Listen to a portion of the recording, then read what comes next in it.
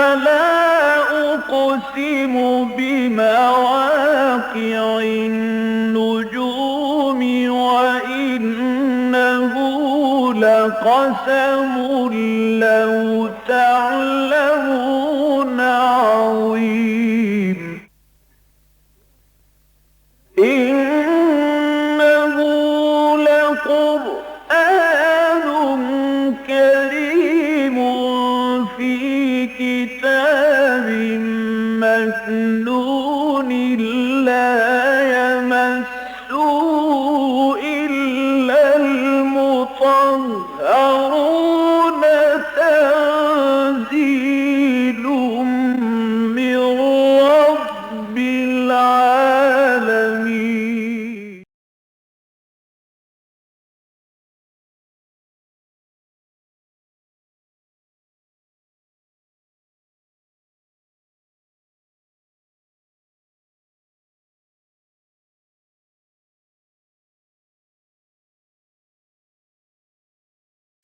بسم الله الرحمن الرحيم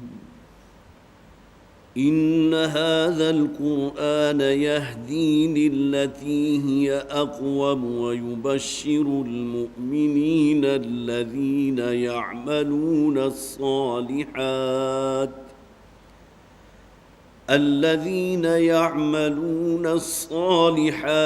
أن لهم أجرا كبيرا وأن الذين لا يؤمنون بالآخرة أعتدنا لهم عذابا أليما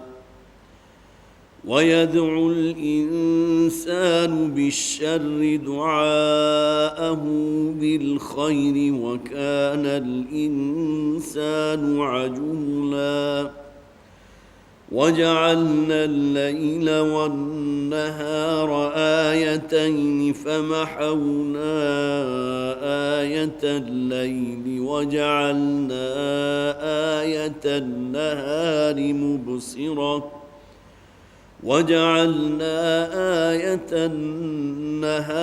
مبصرة لتبتغوا فضلا من ربكم ولتعلموا عدد السنين والحساب وكل شيء فصلناه تفصيلا وكل إنسان ألزمناه طائره في عنقه ونخرج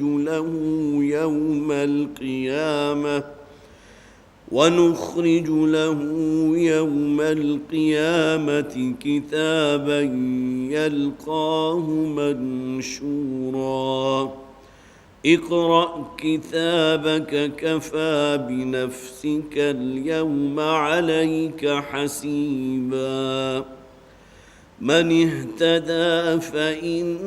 فإنما يهتدي لنفسه ومن ضل فإنما يضل عليها ولا تزر وازرة وزر أخرى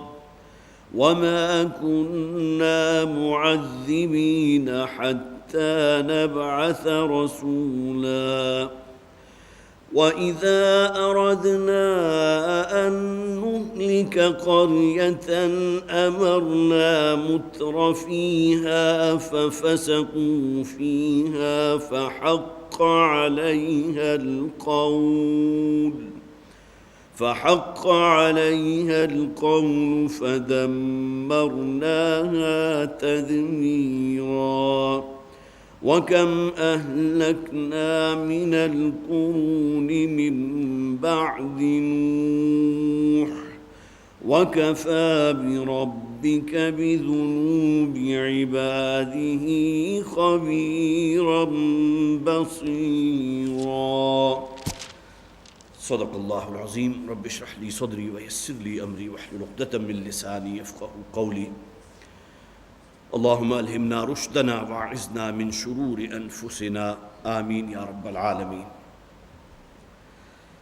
حضرات پچھلی مرتبہ سورہ بنی اسرائیل کی ان 7 آیات کا ہم نے مطالعہ کیا تھا کہ جس میں تاریخ بنی اسرائیل کے 2 دوروں کا ذکر ہے۔ یہ بات پھر ذہن میں تازہ کر لیجئے کہ یہ سورہ مبارکہ مکی سلسلے کی صورت ہے۔ سورہ یونس سے آغاز ہوا تھا اور اس کے بعد 14 مسلسل صورتیں ہیں جو مکی صورتیں ہیں۔ دوسری بات یہ کہ اس قرآن حکیم کے بالکل وسط میں بہت خوبصورت جوڑا ہے سورہ بنی اسرائیل اور سورہ کہف۔ بہت سے اس کے درمیان ایسی باتیں ہیں جو ان دونوں صورتوں میں بڑی مشترک ہیں، لیکن یہ کہ آج میں اس میں وقت صرف نہیں کروں گا۔ تیسری بات یہ کہ تاریخ بنی اسرائیل کا ذکر اس سورہ مبارکہ میں آیت نمبر 2 سے لے کر آیت نمبر 7 تک کل 6 آیات یہ، اور آیت نمبر 101 سے 104 تک 4 آیات، گویا کہ 6 ابتدا میں اور 4 اس صورت کے آخر میں، اس میں دور بنی اسرائیل کے عروج و زوال کا احاطہ کیا گیا۔ نہ صرف احاطہ کیا گیا بلکہ قرآن حکیم میں یہ مقام وہ ہے، خاص طور پر سورہ بنی اسرائیل کے آخری 4 آیات کے، جس میں ایک تعویل یہ کی گئی ہے اور یقیناً بالکل صحیح ہے کہ قیامت سے پہلے اللہ تعالیٰ تمام یہودیوں کو ایک جگہ جمع کر لیں گے۔ وَجِئْنَا بِكُمْ لَفِيفًا، جس کے بارے میں پچھلی مرتبہ میں نے عرض کیا تھا کہ وہ وقت آئے گا کہ جب ہم تم سب کو جمع کر لیں گے ایک جگہ، اور گویا کہ اللہ تعالیٰ کے عذاب کا، جسے آپ کہیے عذاب استیصال، جو ابھی ان یہود پر نہیں آیا، اس سے پہلے تو اقوام پر عذاب استیصال آتا رہا کہ پوری کی پوری قوم جو ہے وہ ہلاک کر دی گئے، بچائے گئے صرف وہی جو ایمان والے تھے اور اس وقت کے جو رسول تھے انہیں بچایا گیا، لیکن یہودیوں پر عذاب استیصال نہیں آیا۔ حالانکہ حضرت عیسیٰ علیہ السلام کو انہوں نے اپنے تئیں صلیب پر چڑھا دیا تھا، اس سے بڑا جرم اور کیا ہوگا، لیکن یہ کہ وہ عذاب استیصال قیامت سے پہلے ان یہودیوں پر آئے گا۔ وَجِئْنَا بِكُمْ لَفِيفًا، قرآن میں ذکر موجود ہے، سورہ بنی اسرائیل کی آیت نمبر 103 ہے غالباً، کہ ہم تم تمام یہودیوں کو اکٹھا کر کر ایک جگہ لے آئیں گے۔ اور جس طرح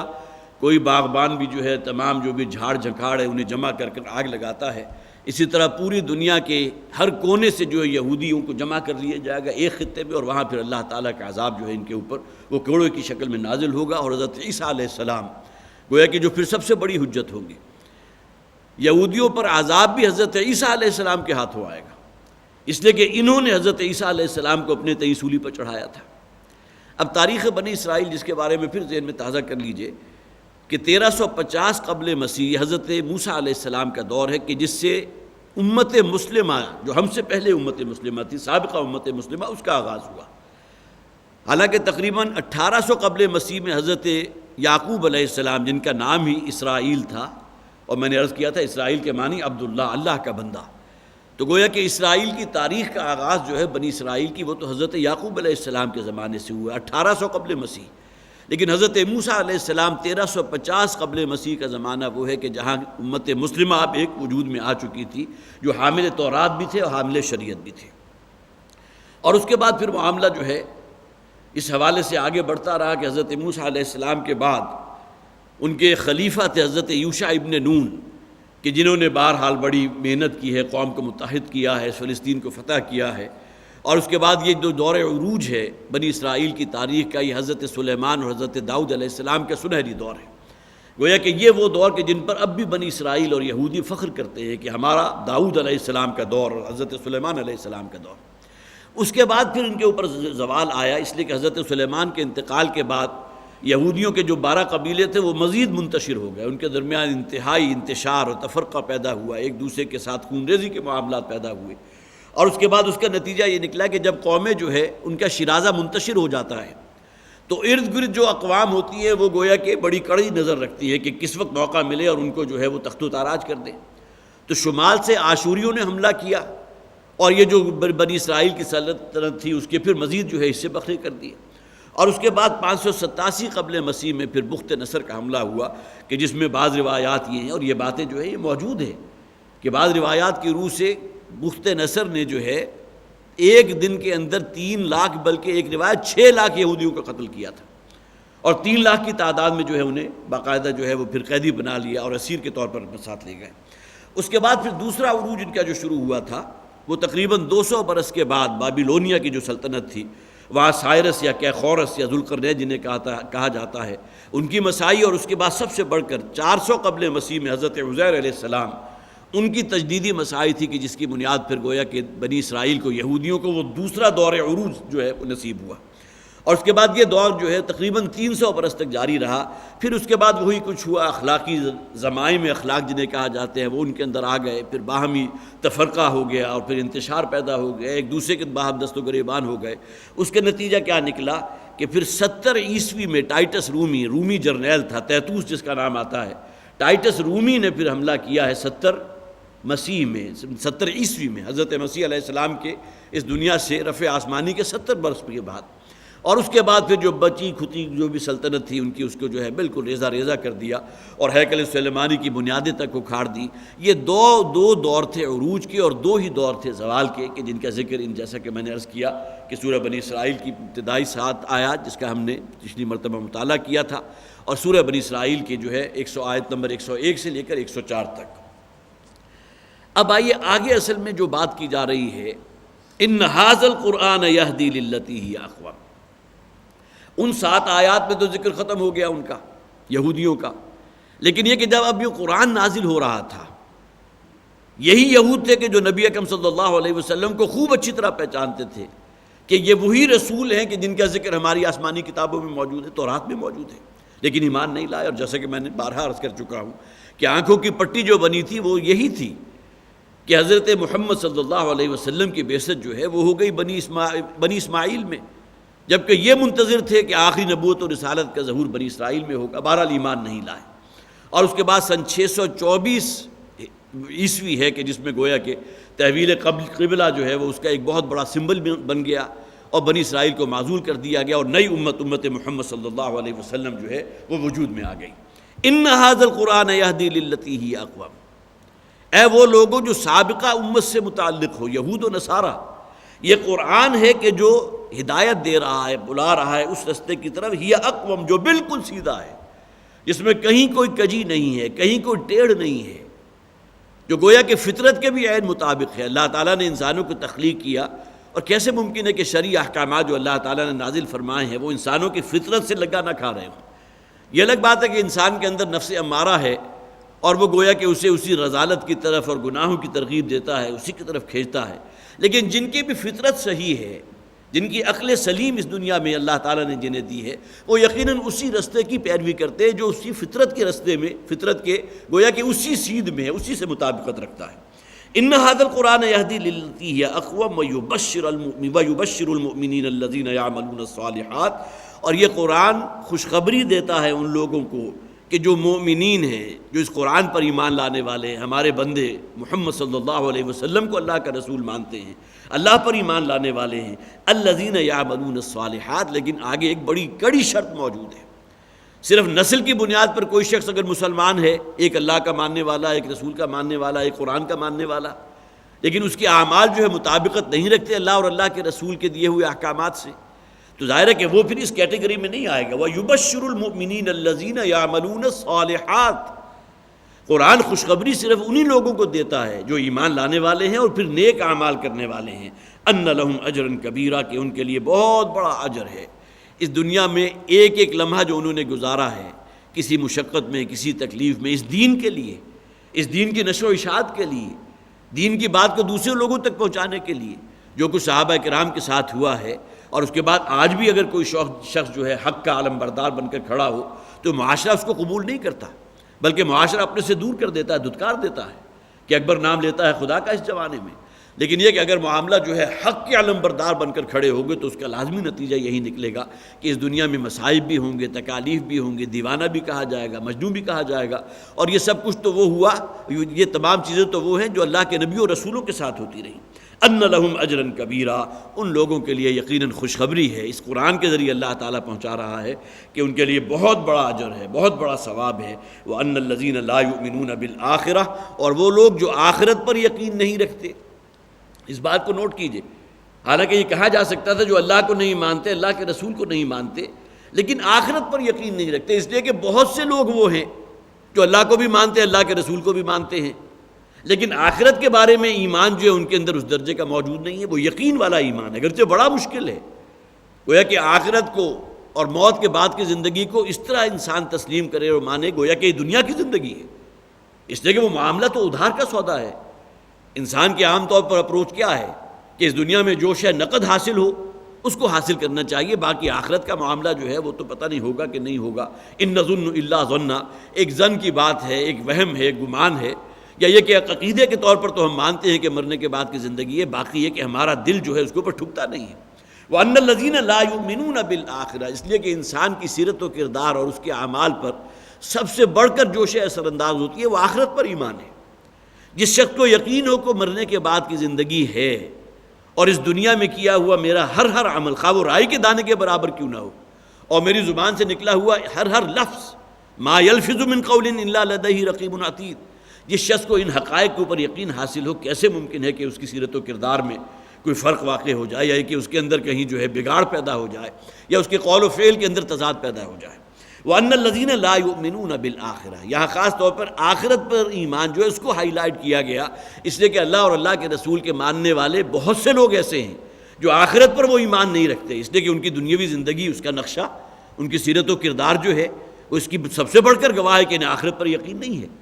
جیسا کہ فرمایا گیا آخری پارے کی جو بڑی مختصر صورت ہے، أَرَأَيْتَ الَّذِي يُكَذِّبُ بِالدِّينِ، کیا تم نے دیکھا اس شخص کا معاملہ جو آخرت کو، جزا و سزا کے دن کو جھٹلا رہا ہے. فَذَلِكَ الَّذِي يَدْعُو الْيَتِيمَ، خواہ وہ شخص جو اللہ کو ماننے والا ہو، اللہ کے رسول کو ماننے والا ہو، لیکن اگر یتیموں کو دھتکار رہا ہے، ان کے ساتھ ڈانٹ ڈپٹ کا معاملہ کر رہا ہے، انہیں مار پیٹ رہا ہے، اور پھر یہ کہ لوگوں کو جو ہے اپنی وسعت کے باوجود کوئی بھوکے ہیں جو اس کی نگاہوں کے سامنے تڑپ رہے ہیں لیکن کچھ خرچ کرنے کو تیار نہیں، تو گویا کہ ان کا یہ عمل اس بات کی نشاندہی کر رہا ہے کہ انہیں آخرت پر یقین نہیں ہے. أَرَأَيْتَ الَّذِي يُكَذِّبُ بِالدِّينِ فَذَلِكَ الَّذِي يَدْعُو الْيَتِيمَ وَلَا يَحُضُّ عَلَىٰ طَعَامِ الْمِسْكِينِ فَوَيْلٌ لِّلْمُصَلِّينَ الَّذِينَ هُمْ عَنْ صَلَاتِهِمْ سَاهُونَ. تو تباہی اور بربادی ہے، اور گویا کہ غارت گری ہے ان لوگوں کے لیے کہ جو نمازی تو ہیں لیکن یہ کہ ان بنیادی چیزوں سے جو ہے بالکل بہرہ مند نہیں ہے، ان سے ان کا کوئی تعلق نہیں، جبکہ یہ وہ چیزیں ہیں جو آخرت پر ایمان کے بارے میں گویا کہ سب سے بڑا مظہر بنتی ہے کہ اس کی انفرادی زندگی، اعمال صالحہ، مکارم اخلاق جنہیں کہا جاتا ہے، وہ کسی درجے میں ہے کہ یا نہیں ہے. یہ بالکل وہی بات ہے جو نبی اکرم صلی اللہ علیہ وسلم نے، غالباً متفق علیہ حدیث ہے، اس میں حضور نے فرمایا ایک موقع پر واللہ لا یؤمن واللہ لا یؤمن، وہ حدیث آپ نے بارہا سنی ہوگی. 3 مرتبہ حضور نے اللہ کی قسم کھائی کہ خدا کی قسم وہ شخص مومن نہیں، خدا کی قسم وہ شخص مومن نہیں. جب صحابہ کرام نے بڑے گھبرا کر سوال کیا کہ حضور کس شخص کے بارے میں، کون ہے وہ بدبخت جس کے ایمان کی آپ نفی کر رہے ہیں، تو حضور نے جواباً کیا ارشاد فرمایا، الذی لا یأمن جارہ بوائقہ، خدا کی قسم وہ شخص مومن نہیں ہے. 3 مرتبہ آپ نے فرمایا وہ شخص کے جس کی ایذا رسانی سے اس کا پڑوسی امن میں نہیں ہے. اب یہ کس ایمان کی نفی کر رہے ہیں؟ یہ آخرت پر ایمان کی نفی ہے، یا ایمان حقیقی جسے ہم کہیں گے اس کی نفی ہے. الذین لا یؤمنون بالآخرۃ اعتدنا لهم عذابا الیما، وہ لوگ کہ جو آخرت پر یقین نہیں رکھتے. گویا کہ بین السطور یہ بات اس میں واضح ہے کہ جن کی عملی زندگی اس بات کا سب سے بڑا مظہر ہے کہ انہیں مرنے کے بعد کی زندگی کا کوئی یقین حاصل نہیں ہے، جو کچھ چاہتے ہیں اسے دنیا میں عیش کرنا چاہتے ہیں، بابر بعیش کوش کے عالم دوبارہ نیست. اعتدنا لهم عذابا الیما، ان لوگوں کے لیے تو ہم نے بڑا دردناک عذاب تیار کیا ہے. وَيَدْعُو الْإِنسَانُ بِالشَّرِّ دُعَاهُ بِالْخَيْرِ، یہ 2 آیات جو ہم نے آخری پڑھی، اگرچہ پہلے ہی رکوع کی آیت تھی، لیکن یہ کہ جیسا کہ میں نے عرض کیا تھا کہ آیت نمبر 2 سے لے کر آیت نمبر 7 تک اس میں جو ہے تاریخ بنی اسرائیل کے 2 ادوار کا ذکر ہے. اس کے بعد اصولی بات کہہ دی گئی کہ یہودیوں اور نصارہ سے مخاطب ہو کر کہا گیا کہ اب ہمارے آخری رسول محمد صلی اللہ علیہ وسلم جو ہیں وہ آ چکے ہیں، انہیں اللہ نے یہ کتاب دی ہے، اس پر ایمان لے آؤ، انہیں اللہ کا رسول تسلیم کرو، آخرت پر ایمان لے آؤ. تو اب بھی گویا کہ اللہ تعالیٰ کی رحمت کے دروازے تم پر بند نہیں ہوئے، جیسا کہ سورہ حدید کے آخر میں بھی فرمایا گیا کہ ایسا نہیں ہے کہ یہ سمجھو کہ اب گویا کہ اللہ کی رحمت تم سے ہمیشہ کے لیے جو ہے وہ روٹھ چکی ہے. اب بھی اگر سر تسلیم خم کرو، ہمارے بندے محمد صلی اللہ علیہ وسلم پر ایمان لے آؤ، تو اللہ تعالیٰ کا فضل، اللہ کی عنایت، اللہ کی رحمت جو ہے اس سے حصہ تمہیں یقیناً مل کر رہے گا. وَيَدْعُو الْإِنسَانُ بِالشَّرِّ دُعَاهُ بِالْخَيْرِ، اور انسان کا معاملہ یہ ہے کہ وہ پکارتا ہے یا مانگتا ہے برائی کو، شر کو، دعاہ بالخیر، جیسا کہ وہ کسی خیر کی شے کو مانگتا ہے. اب یہاں کیا شے مراد ہے؟ اس میں مفسرین نے بہت سی آراء اس کے اندر نقل کی ہیں. سب سے پہلی بات تو یہ کہ انسان بد دعا دیتا ہے، بعض اوقات اپنے بارے میں جو ہے وہ بد دعائی الفاظ کہتا ہے، اور اس قسم کے تجربے آپ کو ہوتے ہیں. بعض اوقات انسان جو ہے اس درجے جو ہے جسے آپ کہیے کہ حالات کی جکڑ بندیوں میں اس درجے کسا جاتا ہے کہ اپنے آپ کو بد دعا دینے لگتا ہے، یا یہ کہ اپنی اولاد کو بد دعا دیتا ہے، اپنے والدین کو بد دعا دیتا ہے. حالانکہ یہ تو وہ چیزیں ہیں جس کے لیے ہمیشہ خیر کی بات کرنی چاہیے. اپنے لیے بھی انسان کو خیر طلب کرنا چاہیے، اپنی اولاد کے لیے، اپنے والدین کے لیے۔ تو انسان کا جو جسے آپ کہیے کہ جلد بازی والی جو اس کا ایک عنصر ہے، فوری طور پر متاثر ہو جانا، اولاد کی طرف سے کوئی صدمہ پہنچا، والدین کی طرف سے کوئی ڈانٹ ڈپٹ ہو گئی، یا یہ کہ فرض کیجئے اپنی ہی کوئی غلطی جو ہے انسان کے اوپر اس درجے مستولی ہو گئی کہ اس کے جو ہے رد عمل میں اپنے لیے بد دعا کر بیٹھا، والدین کے لیے، اولاد کے لیے، یہ اس کا وہ جو فطری طور پر اس کے اندر ایک جلد بازی والا عنصر ہے، اس کی بنیاد پر ہے۔ اس لیے کہ آگے فرمایا وَكَانَ الْإِنسَانُ عَجُولًا، انسان تو ہے ہی بڑا جلد باز، فوری طور پر متاثر ہو جاتا ہے۔ تو ایک مراد تو اس سے یہ ہے کہ انسان شر مانگتا ہے، گویا کہ بد دعائیہ کلمات اپنے لیے، اپنی اولاد کے لیے، یا اپنے والدین کے لیے، یا اور کسی کے لیے، جبکہ ہمیں تلقین کی گئی کہ خیر طلب کرو اللہ سے، اپنے لیے بھی، اپنے اولاد کے لیے بھی، اپنے والدین کے لیے بھی۔ اور دوسری سے جو یہاں مراد لی گئی ہے وہ یہ کہ انسان عذاب طلب کرتا ہے۔ خاص طور پر یہ سورہ مبارکہ جب نازل ہو رہی ہے، اور اس سے پہلے بھی جو ہم نے اس سے پہلے مضمون چونکہ بیان ہوتا رہا، کیا معلوم ہوتا ہے کہ نبی اکرم صلی اللہ علیہ وسلم کو دعوت و تبلیغ کا فریضہ انجام دیتے ہوئے تقریباً 8-10 برس بیت چکے،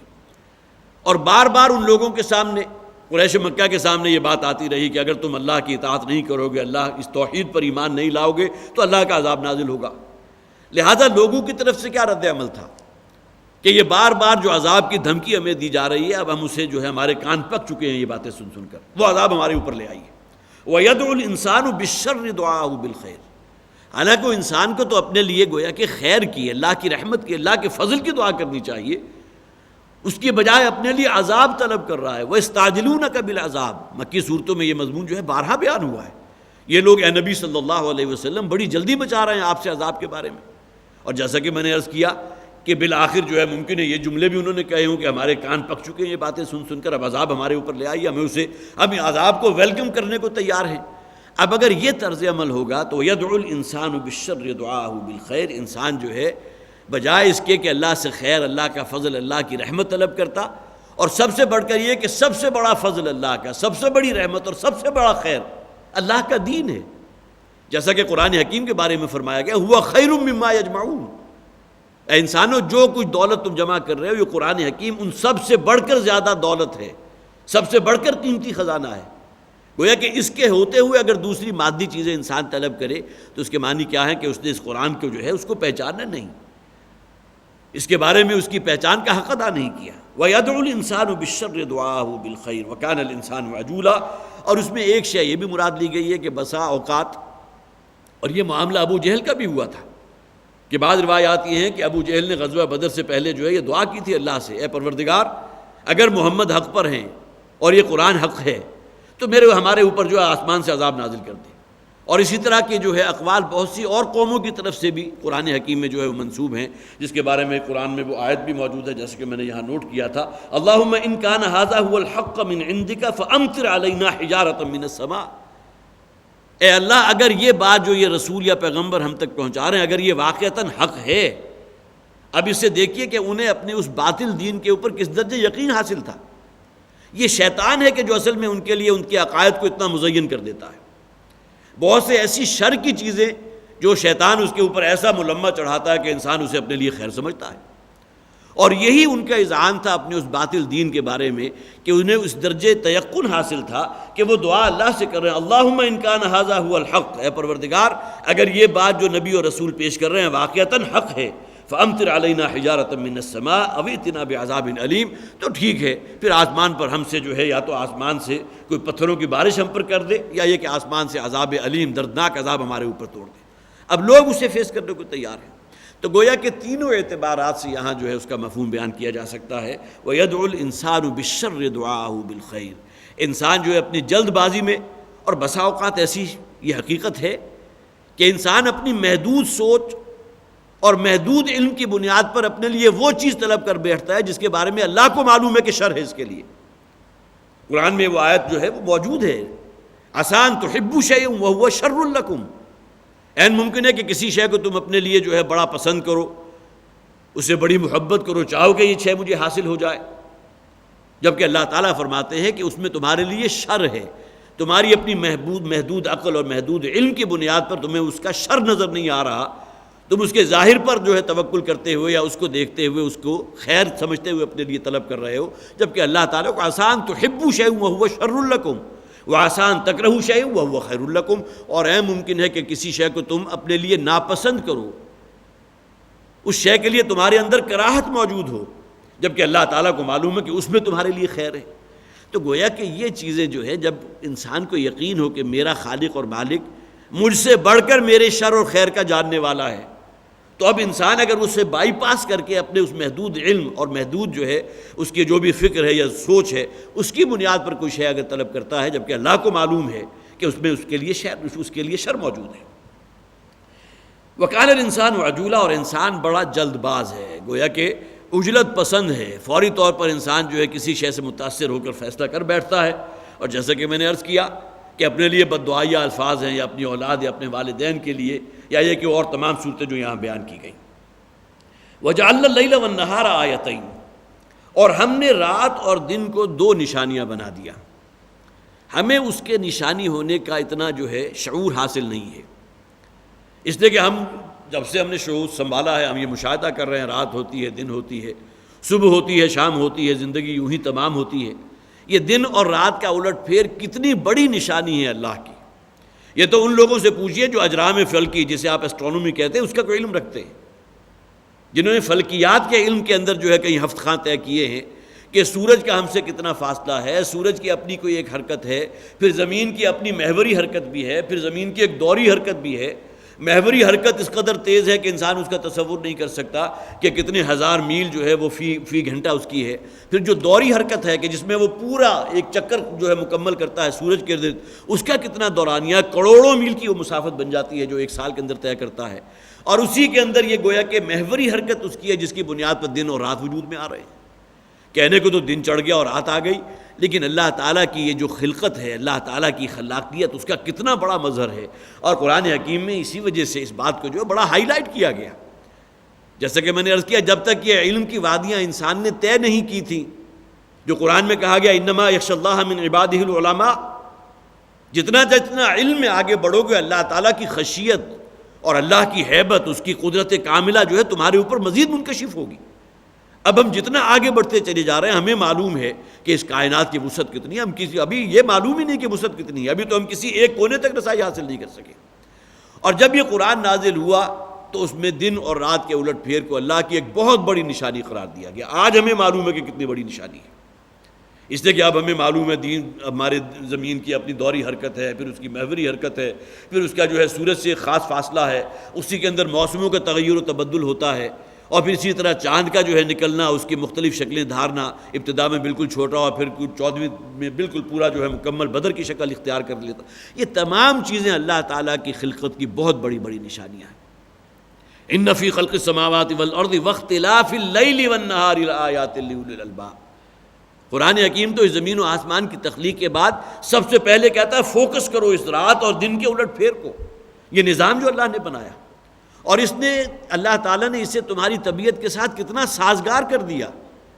کہ دن بھر کی تم نے محنت کی ہے، جسے آپ کہیے کہ دانتوں پسینہ آنے والی محنت، اور رات کے اوقات میں رات میں اللہ نے وہ تاثیر رکھی کہ چند گھنٹے تم نے آرام کیا اور تمہاری تمام کھوئی ہوئی توانائی جو تمہیں دوبارہ حاصل ہو گئی۔ اگلے دن وہ مزدور جو ہے جو پھر اگلے دن گویا کہ 8-10 گھنٹے دوبارہ وہ اسی طرح جسے آپ کہیے مشقت کرے گا، لیکن یہ کہ رات بھر کے تھوڑی دیر کے آرام کے اندر اس کی تمام توانائیاں دوبارہ عود کر آئی ہیں۔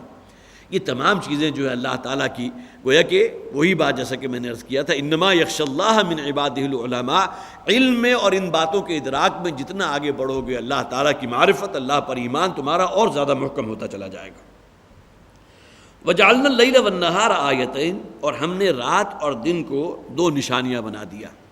یہاں بھی اس بات کو نوٹ کیجئے کہ قرآن حکیم میں جہاں بھی دن اور رات کا یا رات اور دن کا ذکر ہے ہمیشہ رات کو مقدم کیا گیا۔ ان فی خلق السماوات والارض واختلاف اللیل والنہار، غالباً یہی وجہ ہے کہ ہمارے ہاں جو اسلامی نظام ہے اس میں دن کا آغاز جو ہے وہ سورج کے غروب ہونے کے بعد اگلا دن شروع ہوتا ہے۔ ایک ہمارا سسٹم ہے کہ رات کو 12 بجے خواہ گرمیاں ہوں خواہ سردیاں ہوں، وہ 12:01 ہوگا تو گویا کہ اگلا دن شروع ہو گیا۔ لیکن یہ کہ ہمارے دین کا معاملہ کیا ہے کہ کوئی بھی تاریخ شروع ہوگی وہ گویا کہ سورج کے غروب ہونے کے بعد، غروب ہونا گویا کہ ایک سائیکل کا اینڈ ہے۔ اب غروب ہونے کے بعد اگرچہ یہ نہیں ہے کہ اگلے دن جب سورج طلوع ہوگا تو دن کا آغاز ہوگا، غالباً یہی وجہ ہے کہ قرآن حکیم میں لیل جو ہے رات کو مقدم کیا گیا ہے ہمیشہ دن پر، اس لیے کہ ہمارے ہاں جو دن کا آغاز ہوتا ہے اس کا ابتدائیہ رات میں ہے، سورج غروب ہونے کے بعد اگلا دن شروع ہوتا ہے۔ یکم رمضان جو ہے کب شروع ہوتی ہے؟ یکم رمضان وہ اگلے دن کا سورج طلوع ہونے سے شروع نہیں ہوتی، بلکہ 29 یا 30 شعبان کا جب سورج غروب ہو جاتا ہے تو غروب ہونے کے فوراً بعد جو اگلا دن شروع ہو گیا۔ وَجَعَلْنَا اللَّيْلَ وَالنَّهَارَ آیَتَيْنِ، اور اسی طرح یہ آسمانی کیلنڈر جو اللہ تعالیٰ نے آسمان پر لٹکا دیا۔ حالانکہ آپ دیکھیے کہ اگر یہ چاند کا گھٹنا بڑھنا، جیسا کہ قرآن حکیم میں بھی آیت موجود ہے وَيَسْأَلُونَكَ عَنِ الْأَهِلَّةِ، اے نبی صلی اللہ علیہ وسلم یہ آپ سے سوال کرتے ہیں اس چاند کی گھٹتی بڑھتی جو شکلیں ہیں، اس کے جو مختلف فیزز آتے ہیں اس کے بارے میں آپ سے سوال کرتے ہیں۔ تو جواب کیا کہا گیا؟ قُلْ هِيَ مَوَاقِيتُ لِلنَّاسِ، اے نبی ان سے کہہ دیجئے یہ اللہ تعالیٰ نے جو چاند کے اندر جو تدید رکھی ہے اس کی شکلوں میں جو ہے جب شروع ہوگا تو بہت باریک سا ہوگا، پھر بڑھتا چلا جائے گا، گویا کہ یہ تمہاری رہنمائی کے لیے مواقیت للناس، اس کے ذریعے تم اپنے دنوں کی تعیین کرتے ہو۔ اب گویا کہ چاند اگر آدھا ہے تو کوئی شخص جو ہے خواہ اسے اور کوئی شہر جو ہے اس کے لیے ریفرنس نہ ہو، لیکن اسے معلوم ہے کہ اب اس مہینے کی 7ویں یا 8ویں تاریخ ہے۔ چاند اگر پورا جو ہے مکمل ہو گیا تو اسے معلوم ہے کہ 14ویں یا 15ویں تاریخ ہے، ایک دن کا الٹ پھیر ہے نا، اس سے زیادہ تو نہیں۔ تو گویا کہ اللہ تعالیٰ نے چاند کی شکل میں یہ آسمانی کیلنڈر ایسا لٹکا دیا جس میں کہیں کوئی کمی بیشی نہیں۔ جب سے اس کائنات کو اللہ نے پیدا کیا ہے اس کے بعد سے یہ دن اور رات اس کا معاملہ، اور پھر خاص طور پر مہینوں کا تعین کہ ایک مہینہ کب ختم ہوگا۔ قمری مہینے ہیں، یہ الگ بات ہے کہ ہمارے ہاں چونکہ عام طور پر شمسی نظام چل رہا ہے، یا یہ کہ کوئی اور نظام بھی اگر کہیں کوئی چین کے ہاں چینیوں کے ہاں شاید کوئی اور ہی نظام ہے، ان کا سال جو ہے شاید 1 فروری سے یا 1 مارچ سے شروع ہوتا ہے، میں نے یہ بات کہیں سنی تھی۔ لیکن یہ کہ ہمارا معاملہ یہ ہے کہ دن کا اس کا آغاز ہوگا سورج کے غروب ہونے کے بعد، اب گویا کہ اگلا دن شروع ہو گیا، اور اس کے بعد پھر یہ کہ تاریخوں کا تعین یا مواقیت للناس، یہ چاند کی گھٹتی اور بڑھتی ہوئی جو مختلف شکلیں ہیں جس کے بارے میں سورہ یاسین میں فرمایا گیا، اور وہ الفاظ بڑے پیارے، والقمر قدرناہ منازل حتی عاد کالعرجون القدیم، اللہ تعالیٰ نے اپنی نشانیوں میں جو والشمس تجری لمستقر لہا، یہ سورج کو دیکھو کس قدر روشن ہے، اور وہ گویا کہ اپنا ایک اللہ تعالیٰ نے ایک ڈیوٹی اس کے سپرد کر دی ہے، اور اسی کے تحت جو ہے وہ صبح سے شام تک ایک ڈیوٹی انجام دے رہا ہے۔ والقمر قدرناہ منازل، اور چاند کی ہم نے مختلف منزلیں متعین کر دی ہیں، مختلف اس کی شیپ سے، اور وہ اور اس میں آخر میں فرمایا حتی عاد کالعرجون القدیم، یہاں تک کہ پھر جو آخری تاریخیں آتی ہیں تو وہ چاند جو ہے بالکل ایک سوکھی ہوئی شاخ کی طرح، گویا کہ بالکل بہت ہی باریک سی کوئی شاخ ہو، جو جس طرح بالکل ابتدا میں چاند کا دیکھنا بڑا مشکل ہوتا ہے، اسی طرح آخری جو مہینے کے ایام ہوتے ہیں اس کے اندر وہ ایک بالکل سوکھی شاخ کی شکل اختیار کر لیتا ہے۔ وَجَعَلْنَا اللَّيْلَ وَالنَّهَارَ آیَتَيْنِ فَمَحَوْنَا آیَةَ اللَّيْلِ وَجَعَلْنَا آیَةَ النَّهَارِ مُبْصِرَةً، تو ہم نے رات کی نشانی کو تو تاریک کر دیا، یہاں نہیں فرمایا گیا لیکن قرآن میں اور بہت سی جگہوں پر فرمایا گیا لِتَسْكُنُوا فِيهِ، تاکہ تم اس میں آرام اور سکون اور راحت حاصل کر سکو، جس کو میں نے تعبیر کیا تھا کہ اس سے پہلے دن کی گئی تمام مشقت جو ہے گویا کہ زیرو ہو جاتی ہے، اور انسان اپنی ان تمام توانائیوں کو پھر ری گین کر لیتا ہے۔ فَمَحَوْنَا آیَةَ اللیل، تو ہم نے رات کو گویا کہ تاریک کر دیا ہے، اس کے اندر کوئی، اور تاریکی وہ ہے کہ جس میں انسان جو ہے آرام کرتا ہے، سکون حاصل کرتا ہے۔ وَجَعَلْنَا آیَةَ النَّهَارِ مُبْصِرَةً، اور دن کی نشانی کو ہم نے بڑا روشن کر دیا، لِتَبْتَغُوا فَضْلًا مِّن رَبِّكُمْ، تاکہ تم اپنے رب کا فضل تلاش کر سکو۔ اب دن کے اوقات میں جو دن بڑا روشن ہے اس میں ظاہر ہے کہ انسان کو مساعی کرنی ہے، اپنی معاش کمانی ہے، اپنی جد و جہد کرنی ہے۔ اس دنیا میں اللہ تعالیٰ نے انسان کو بھیجا تو صرف اس کی اپنی ذمہ داری تو نہیں ہے، اس کی اولاد بھی ہے، اس کی بیوی بچے بھی ہیں، ان کے لیے جو ہے روزی کمانی ہے، معاش کا بندوبست کرنا ہے، تو اس کے لیے اللہ تعالیٰ نے دن کو روشن کر دیا، اور یہاں تعبیر کیا گیا لِتَبْتَغُوا فَضْلًا مِّن رَبِّكُمْ، تاکہ تم اپنے رب کا فضل تلاش کر سکو، وَلِتَعْلَمُوا عَدَدَ السِّنِينَ وَالْحِسَابَ، اور اسی دن اور رات کی وجہ سے تم تعداد مقرر کرتے ہو، متعین کرتے ہو اپنے دنوں برسوں کی بھی، سالوں کی بھی، والحساب، اور اس کا حساب جو ہے اس کا تعین کرتے ہو۔ جیسا کہ میں نے عرض کیا تھا کہ یہ چاند جو ہے آسمانی کیلنڈر کی شکل میں اللہ تعالیٰ نے ہمارے لیے گویا کہ آسمان میں لٹکا دیا ہے، اور دن اور رات کا الٹ پھیر جو ہے دنوں کے تعین کے اعتبار سے۔ وَكُلَّ شَيْءٍ فَصَّلْنَاهُ تَفْصِيلًا، اور ہر شے ہم نے بڑی تفصیل سے بڑی کھول کر بیان کر دی۔ ظاہر ہے کہ قرآن حکیم میں جو حق بات کہی گئی ہے تو اسے پوری تفصیل سے بیان کیا گیا،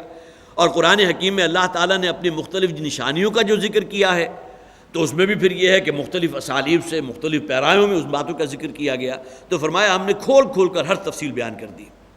وَكُلَّ إِنسَانٍ أَلْزَمْنَاهُ طَائِرَهُ فِي عُنُقِهِ، اور ہر انسان کے ساتھ لازم کر دیا یا لگا دیا ہم نے طائرہ، اس کی قسمت کو یا اس کے معاملے کو یا اس کی کتاب کو، میں ابھی اس کا ذکر آگے کروں گا، فی عنقہ، اس کی گردن کے اندر۔ اب معلوم ہوتا ہے کہ اگرچہ یہاں عنق کا لفظ جو ہے عربی زبان میں گردن کو کہتے ہیں، اور کوئی شے، یہ اللہ تعالیٰ کی حکمت سے کوئی شے بعید نہیں ہے کہ ہر انسان کے اندر اللہ تعالیٰ نے کوئی ایک، جسے ہم آج تو جانتے ہیں، آج سے 100 برس پہلے تو ہمیں معلوم نہیں تھا کہ مائکرو چپ کس چیز کو کہتے ہیں، اور یہ اس کمپیوٹر کے اندر جو مختلف چھوٹی سی آپ نے ایک چیز انسرٹ کی، پتہ چلا 100 گیگا بائٹ کی اس کی جو میموری اس کے اندر موجود ہے، اور اس چھوٹی سی ڈسک کو آپ نے کہیں کسی کمپیوٹر میں لگا کر آگے پرنٹر اگر ساتھ لگا دیا تو معلوم ہوگا کہ لاکھوں صفحات جو ہیں اس چھوٹی سی ڈسک کے اندر موجود ہے، چھوٹی سی چپ کے اندر موجود ہیں، اور پرنٹر میں جیسے ہی آپ نے اس کو انسرٹ کیا اب وہ پرنٹنگ شروع ہو گئی، اور لا تعداد لاکھوں صفحات، پوری لائبریریز جو ہیں چھوٹی سی چپ کے اندر موجود ہیں، محفوظ کر لی گئی۔ آج کے دور میں انسان اس کو زیادہ سمجھ سکتا ہے، لیکن آج سے 200 برس پہلے تو انسان جب تک کمپیوٹر تک نہیں پہنچا تھا، اور یہ چپس یا مائکرو چپس جو ہے، مائکرو چپ، اس کا کوئی تصور انسان کے کو حاصل نہیں تھا، یہ میموری جو ہے اس قسم کی کوئی شے جو اس طرح ڈسک کے اندر جو ہے، جس کو باقاعدہ جسے آپ کا یہ قید کر لیا جاتا ہے، یہ شے جب تک ان لوگوں کے سامنے نہیں تھی، ان لوگوں کے لیے ان باتوں کا سمجھنا نسبتاً مشکل تھا۔ لیکن کیا جب کہ اللہ تعالیٰ نے کسی لمف نوڈ کے اندر ہمارے وہ کوئی ایسی شے لگا دی ہے جو ہماری زندگی کا ہر عمل ریکارڈ کر رہی ہے، اور ہماری زبان سے نکلا ہوا ہر لفظ جو ہے اس میں ریکارڈ ہو رہا ہے۔ صرف یہی نہیں بلکہ ہمارے اندر جو آرزویں، جو تمنائیں، جو خواہشیں ہیں وہ بھی ریکارڈ کر رہی ہیں، اگرچہ اس بنیاد کے اوپر انسان کا محاسبہ نہیں ہوگا۔ جو نبی اکرم صلی اللہ علیہ وسلم نے کہا، کوئی شخص جو ہے فرض کیجئے اس کے اندر وسوسہ پیدا ہوا، برائی کا اس نے ارادہ کر لیا، لیکن اگر اس برائی کا اس نے جو ہے وہ تکمیل نہیں کی، اس پر عمل نہیں کیا، اس پر عمل پیرا نہیں ہوا، تو اللہ کے ہاں کوئی مواخذہ نہیں ہے۔ لیکن یہ کہ یہ تمام چیزیں ریکارڈ کرنا، آج ہم جانتے ہیں ایک چھوٹی سی، جسے آپ کہیے کہ جس کا وزن جو ہے ملی گرامز میں ہوگا، اور اس کے اندر جو ہے کتنے آپ میگا بائٹ، لاکھوں میگا بائٹ جو ہے اس کے اندر موجود ہے میموری، اور آپ اسے کسی کمپیوٹر، بڑے کمپیوٹر میں لگا دیں تو جسے آپ کہیے کہ لاکھوں صفحات پر مبنی جو ہے ایک پورا کا پورا صحیفہ جو ہے وجود میں آ جائے۔ تو اللہ تعالیٰ نے کوئی شے بعید نہیں ہے اللہ سے کہ انسان کو جو یہاں فرمایا گیا فی عنقہ، ہم نے کوئی ایک شے انسان کے اندر ایسی لگا دی، اگرچہ لفظ طائرہ، طائر کہتے ہیں پرندے کو، لیکن آج بھی جیسا کہ آپ کو معلوم ہے اور اس سے پہلے بھی، پرندوں کو عام طور پر قسمت کے حالات معلوم کرنے کے لیے بھی استعمال کیا جاتا تھا، اس کے ذریعے فالیں نکالی جاتی تھی۔ آج بھی آپ چلے جائیے اپنے اندرون شہر، وہاں آپ کو فٹ پاتھوں کے اوپر بیٹھے ہوئے ایسے لوگ مل جائیں گے، طوطا رکھ کے بیٹھے ہوئے ہیں، اور فال نکلوا لو، اور اس کے ذریعے جو ہے وہ طوطے کو اشارہ کرتے ہیں، اور وہ کوئی ایک لفافہ لا کر جو ہے اس کے مالک کے ہاتھ میں دے دیتا ہے، اور وہ سمجھتے ہیں ہاں جی طوطے نے جو بات جو ہے وہ کہی ہے وہ یقیناً صحیح ہوگی۔ تو قسمت کا حال معلوم کرنا یا شومی قسمت جسے کہتے ہیں، اس حوالے سے پرندوں کا استعمال یہ پہلے زمانے میں بھی تھا، اور جیسا کہ میں نے کہا کہ آج کے دور میں بھی آپ چلے جائیں تو آپ کو اندرون شہر اس قسم کی خرافات نظر آئیں گی۔ تو طائر کا لفظ وہاں سے کہا گیا، تو گویا کہ یہاں فرمایا گیا کل انسان الزمناہ طائرہ، ہر انسان کے ساتھ اس کا معاملہ، اس کا اعمال نامہ، اس کی قسمت ہم نے اس کی گردن کے اندر کہیں رکھ دی ہے، اس کے جسم کے اندر کہیں ہم نے پوشیدہ کر دی ہے۔ وَنُخْرِجُ لَهُ يَوْمَ الْقِيَامَةِ كِتَابًا يَلْقَاهُ مَنشُورًا، اور ہم قیامت کے دن اس کی وہ جو ایک مخفی شے ہے جو اس کے جسم کے اندر کہیں رکھی گئی تھی، جس کے اندر اس کا ایک ایک عمل ریکارڈ ہو رہا ہے، جس کے اندر اس کا ایک ایک قول ریکارڈ ہو رہا ہے، وَنُخْرِجُ لَهُ يَوْمَ الْقِيَامَةِ، ہم قیامت کے دن نکال لیں گے اس کے لیے کتاباً، اسے ایک صحیفے کی شکل میں، ایک کتاب کی شکل میں، اعمال نامے کی شکل میں۔ اور جیسا کہ میں نے عرض کیا، وہ چھوٹی سی چپ اگر آپ کمپیوٹر کے ساتھ لگائیں گے اور آگے آپ کا پرنٹر موجود ہے تو لاکھوں صفحات جو ہے اس پرنٹر کے اوپر پرنٹ کر کے آپ کے سامنے آ جائیں گے۔ آج کے دور میں یہ جو ہے سائنس یہاں تک پہنچ چکی۔ تو اللہ تعالیٰ جس نے اس پوری کائنات کو پیدا کیا، کیا یہ شے اس کے جو ہے قدرت سے بعید ہے کہ وہ یہ کام نہیں کر سکتا؟ تو ہر انسان کا جو بھی مقدر کہہ لیجئے، جو نصیب کہہ لیجئے، یا جو اس کا اعمال نامہ ہے، اس سے پہلے بھی میں عرض کر چکا ہوں کہ تقدیر کا معاملہ اگرچہ بعض اعتبارات سے بڑا مشکل ہے، لیکن یہ کہ ایک کے اعتبار سے بہت ہی آسان ہے اگر انسان یہ سمجھے کہ اللہ تعالیٰ کا جو علم ہے اسے ہم اپنے محدود علم کے اوپر تو قیاس نہیں کر سکتے۔ اس کے کتاب علم میں ہر شے پہلے سے موجود ہے کہ فلاں شخص جو اپنی زندگی میں کیا کچھ کرے گا، کیا نیکیاں کمائے گا، کیا برائیاں کمائے گا، اس کا اینڈ کیسا ہوگا، اور بالآخر اسے جنتی ہونا ہے جہنمی ہونا ہے، اللہ کے علم میں ہے۔ اللہ کا کہیں جسے آپ کہیے جبر اس پہ نہیں ہے۔ اگر جبر ہو جائے تو پھر انسان کے پاس آزادانہ اختیار تو نہیں رہا، اما شاکروں و اما کفورا جو قرآن میں کہا گیا، چاہے تو شکر گزاری والا رستہ اختیار کر لے، چاہے اللہ کی ناشکری والا رستہ اختیار کر لے۔ اگر جبر آ گیا تو یہ شے نہیں ہے۔ یہ الگ بات ہے کہ توفیق اللہ کی طرف سے ملتی ہے، لیکن طلب انسان کے اندر موجود ہونی چاہیے۔ وَكُلَّ إِنسَانٍ أَلْزَمْنَاهُ طَائِرَهُ فِي عُنُقِهِ، ہر انسان کا اعمال نامہ یا اس کی قسمت جو ہے ہم نے اس کے ساتھ لگا دی ہے، اس کی گردن میں کہیں کوئی ایسی شے ہے کہ جس میں ہم نے اس کے تمام ریکارڈ محفوظ کر دیا۔ وَنُخْرِجُ لَهُ يَوْمَ الْقِيَامَةِ كِتَابًا يَلْقَاهُ مَنشُورًا، اور قیامت کے دن ہم اسے برآمد کریں گے ایک کتاب کی شکل میں، يَلْقَاهُ مَنشُورًا، جسے وہ دیکھے گا، اس کتاب سے ملاقات کرے گا، اور وہ کتاب کھلی ہوئی ہوگی، اس کے سامنے موجود ہوگی۔ اب یہ وہی کتاب ہے جس کے بارے میں آگے فرمایا گیا اقرا کتابک، یہ ہے تمہارا اعمال نامہ۔ اب یہ اعمال نامہ وہاں کس شکل میں آئے گا؟ جس طرح قرآن میں یہ بھی کہا گیا فَأَمَّا مَنْ أُوتِيَ كِتَابَهُ بِيَمِينِهِ، اب معلوم ہوتا ہے کہ اس کے داہنے ہاتھ میں پورا اعمال نامہ، اس کی پوری زندگی کا جو جسے آپ کہیے کہ ایک ایک عمل ایک صحیفے کی شکل میں اس کے داہنے ہاتھ میں دے دیا جائے گا، اور پھر یہ کہ جو لوگ اسے لینے سے انکار کریں گے انہیں زبردستی ان کے بائیں ہاتھ میں پکڑایا جائے گا۔ یہ تمام چیزیں ہیں، اس لیے کہ انسان کو تو معلوم ہے بل الانسان علی نفسہ بصیرہ، اگرچہ ابھی اعمال نامہ ان تک نہیں پہنچا لیکن انسان کو تو معلوم ہے نا کہ دنیا میں اس نے کیا کیا تھا۔ یہی وجہ قرآن میں کہا گیا اس دن بہت سے چہرے وہ ہوں گے جو بالکل سیاہ پڑے ہوئے ہوں گے، ابھی وہ فیصلے کا وقت نہیں آیا لیکن اس سے پہلے دہشت ان کے اوپر تھپی ہوگی، انہیں معلوم ہوگا کہ ہم نے دنیا میں کیا کچھ کیا تھا، کیسے کیسے ظلم کیا، کیسے کیسے فسق و فجور میں مبتلا رہے، کیسی کیسی ناانصافی اور حق تلفی کی دوسرے لوگوں کی، حقوق اللہ اور حقوق العباد دونوں کے اعتبارات سے مجرم ہیں، لوگوں کو تو معلوم ہے۔ اور اس کے برعکس بہت سے چہرے وہ ہوں گے جو بڑے روشن ہوں گے، تابدار چہرے ہوں گے، چمکتے ہوئے چہرے، اگرچہ ابھی اعمال نامہ ان تک نہیں پہنچا لیکن یہ اعمال نامے کا دائیں یا بائیں ہاتھ میں دیے جانا گویا کہ اس کے اوپر مستزاد ہوگا۔ اب یقین ہو گیا جن کا اعمال نامہ ان کے دائیں ہاتھ میں تھمایا گیا وہ اہل جنت ہیں، فَهُوَ فِي عِيشَةٍ رَاضِيَةٍ، اب وہ زندگی گزاریں گے جس سے وہ بڑے خوش ہوں گے، بڑے شاد و فرح ہوں گے۔ اور جن لوگوں کا اعمال نامہ ان کے بائیں ہاتھ میں دیا گیا اب ان کے لیے ہلاکت ہے، بربادی ہے اور تباہی ہے۔ اللہم ربنا لا تجعلنا معهم، پروردگار ہمارا شمار ان لوگوں میں نہ فرما۔ اقرا کتابک، پڑھو اس کتاب کو، کفا بنفسک اليوم علیک حسیبا، اس لیے کہ اب تم اپنے لیے خود ہی کافی ہو آج کے دن اپنا حساب کتاب کرنے کے اعتبار سے۔ کسی اعلان کی ضرورت نہیں ہے کہ فلاں فلاں شخص جو ہے وہ جہنم میں داخل ہو جائے، فلاں جنت میں چلے جائیں۔ یہ اعمال نامے کا دائیں یا بائیں ہاتھ میں دیا جانا، ان کے چہرے کی بشاشت، ان کی چمک یا ان کے اوپر سیاہی تھپا ہونا، یہ اس بات کی علامت ہے اپنا حساب کتاب تمہارے سامنے موجود ہے، خود اس کو پڑھ لو۔ یہی موضوع جو ہے یہ جیسا کہ میں نے عرض کیا تھا کہ سورہ بنی اسرائیل اور سورہ کہف جو ہے یہ بہت خوبصورت جوڑا ہے، اسی موضوع کو سورہ کہف میں بڑے خوبصورت انداز میں بیان کیا گیا۔ وَوُضِعَ الْكِتَابُ فَتَرَى الْمُجْرِمِينَ مُشْفِقِينَ مِمَّا فِيهِ وَيَقُولُونَ يَا وَيْلَتَنَا مَا لِهَذَا الْكِتَابِ، اس دن جس دن وہ تمہارا اعمال نامہ نصب کر دیا جائے گا، وہ ترازو کی شکل میں ہے، بابا اعمال نامہ جو ہے جس دن نصب کر دیا جائے گا، وَوُضِعَ الْكِتَابُ فَتَرَى الْمُجْرِمِينَ مُشْفِقِينَ مِمَّا فِيهِ، اور اس دن تم دیکھو گے ان فاسق و فاجروں کو اور مجرموں کو کہ سہمے ہوئے ہوں گے، لرزاں و ترساں ہوں گے، اور وہ کیا کہیں گے؟ یا ویلتنا ما لہذا الکتاب، ہائے ہماری تباہی، ہماری شامت، یہ کیسا اعمال نامہ ہے، لا یغادر صغیرۃ ولا کبیرۃ الا احصاها، ہماری زندگی کی تو کوئی چھوٹی سے چھوٹی ڈیٹیل بھی ایسی نہیں کہ جو یہاں موجود نہ ہو۔ ووجدوا ما عملوا حاضرا، دنیا کی زندگی 70 80 90 برس جو کچھ کیا ہوگا ہر شے اس اعمال نامے میں موجود پائیں گے۔ ولا یظلم ربک احدا، اور اس دن تمہارا رب کسی کے ساتھ ظلم نہیں کرے گا، تمہارے اپنی کمائی ہے، اپنا کرتوت ہے۔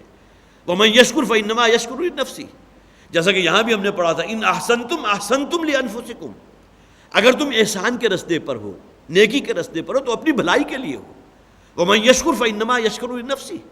جو شخص بھی اللہ کی شکر گزاری والے راستے پر چل رہا ہے، اللہ کا شکر گزار بندہ بنا ہوا ہے، وہ اپنے بھلے کے لیے، اپنے نفع کے لیے، وہ اللہ پر کوئی احسان نہیں کر رہا۔ تو اس حوالے سے گویا کہ انسان کو اس کا شعور ہونا چاہیے کہ جو کچھ بھی وہ کر رہا ہے،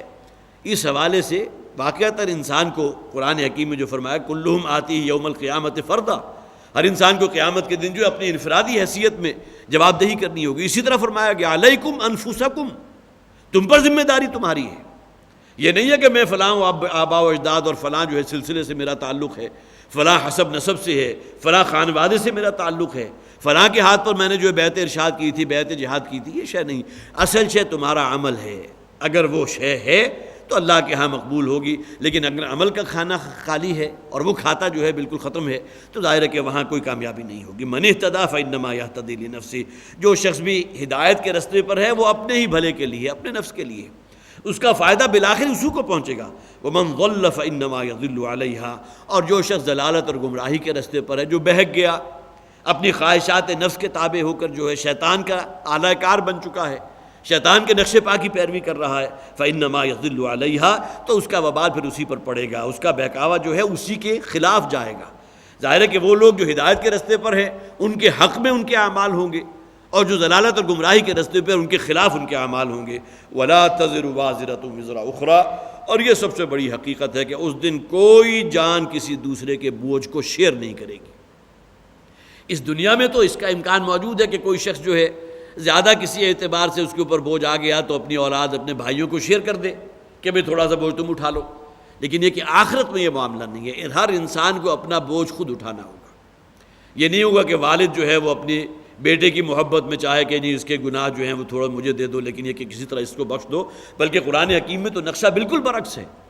یود المجرم لو یفتدی من عذاب یومئذ ببنیہ وصاحبتہ واخیہ وفصیلتہ التی تؤویہ ومن فی الارض جمیعا ثم ینجیہ، اس دن ہر مجرم جس کا اب ٹھکانہ جہنم بننے والی ہے وہ اس بات کی خواہش کرے گا کہ فدیے میں اس کے والدین کو، اس کی اولاد کو، اس کے بیٹے کو، اس کی بیوی کو، اور ومن فی الارض جمیعا، اس زمین میں جو کچھ ہے ہر شے فدیے میں لے لو، ثم ینجی، لیکن کسی طرح مجھے اس عذاب سے بچا لو۔ اس دن تو انسان کا معاملہ نفسا نفسی کا اس حد تک ہوگا،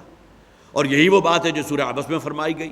یوم یفر المرء من اخیہ وامہ وابیہ وصاحبتہ وبنیہ۔ اس دنیا میں تو انسان نہیں سوچ سکتا کہ اس کی والدہ، اس کی بیوی یا اس کی اولاد کسی مصیبت میں ہو اور ان سب کو چھوڑ کر وہ نکل جائے اپنے آرام کے لیے، اپنی عیش و راحت کے لیے، لیکن آخرت میں تو یہ معاملہ ہوگا، یوم یفر المرء من اخیہ، اس دن انسان جو اپنے بھائی سے دور بھاگے گا، وصاحبتہ وبنیہ، اور پھر یہ کہ اپنی بیوی سے بھی، اپنی اولاد سے بھی، ہر شے سے دور بھاگے گا، اور وہی بات جیسا کہ میں نے عرض کیا، ان تمام کو جہنم میں جھونک دو، کسی طرح مجھے بچا لیا جائے۔ من اہتدی فانما یہتدی لنفسہ ومن ضل فانما یضل علیہا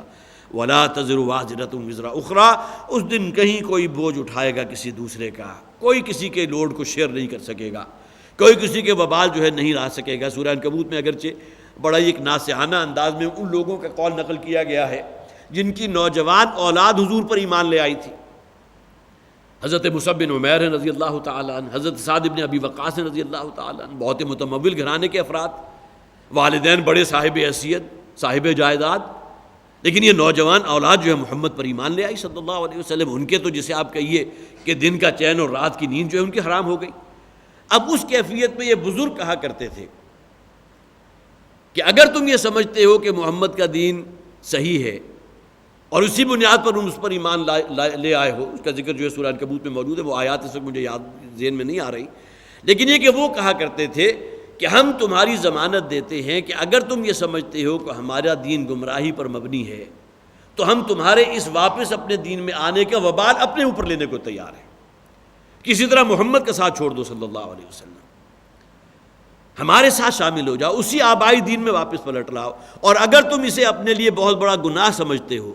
وَلْنَحْمِلْ خَطَايَاكُمْ، وہاں الفاظ موجود ہیں کہ ہم تمہارے اس گناہ کا بوجھ اپنے کاندھوں پر لینے کو تیار ہیں، وَمَا هُمْ بِحَامِلِينَ مِنْ خَطَايَاهُمْ مِنْ شَيْءٍ، حالانکہ وہ کسی اور کی خطا کا بوجھ اپنے کاندھوں پر نہیں لے سکتے۔ یہ الگ بات ہے کہ دوسروں کو گمراہ کرنے کا، گویا کہ گمراہی کرنے کا جو اس کا ایک گناہ ہے وہ ان کے کاندھوں پر ہے، لیکن کسی کے گناہ کا بوجھ جو انسان اپنے اوپر تو نہیں لے سکتا۔ لیکن بڑے واعظانہ انداز میں، ناصحانہ انداز میں وہ بزرگ کہا کرتے تھے کہ اس رستے کو چھوڑ کر ہمارے رستے پر آ جاؤ، اور اگر تم اسے کوئی گناہ سمجھتے ہو واپس اپنے آبائی دین کی طرف آنا تو ٹھیک ہے، اس دنیا میں ہم اس کے لیے تو ہے اس کا حلف دیتے ہیں کہ تمہارے اس گناہ کا بوجھ ہم اپنے کاندھوں پر لینے کو تیار ہیں۔ وقال الذین کفروا، وہاں الفاظ یہ ہے کہ یہ لوگ کہ جو کافر ہیں وہ کہتے ہیں اپنے ان نوجوانوں سے جو ایمان لائے ہیں محمد پر صلی اللہ علیہ وسلم کہ واپس اپنے آبائی دین میں پلٹ آؤ، وَلْنَحْمِلْ خَطَايَاهُمْ مِنْ شَيْءٍ، اور پھر یہ کہ ہم جو ہے ان کے خطا جو ہے اپنے اوپر لینے کو تیار ہیں، وَمَا هُمْ بِحَامِلِينَ مِنْ خَطَايَاهُمْ مِنْ شَيْءٍ وَمَا كَانُوا مُهْتَدِينَ، اس قسم کے الفاظ ہیں کہ ہم جو ہے یقیناً ان کے خطاؤں کا بوجھ اپنے کاندھوں پر لینے کو تیار ہیں۔ وَلَا تَزِرُ وَازِرَةٌ وِزْرَ أُخْرَىٰ، اصل بات کیا ہے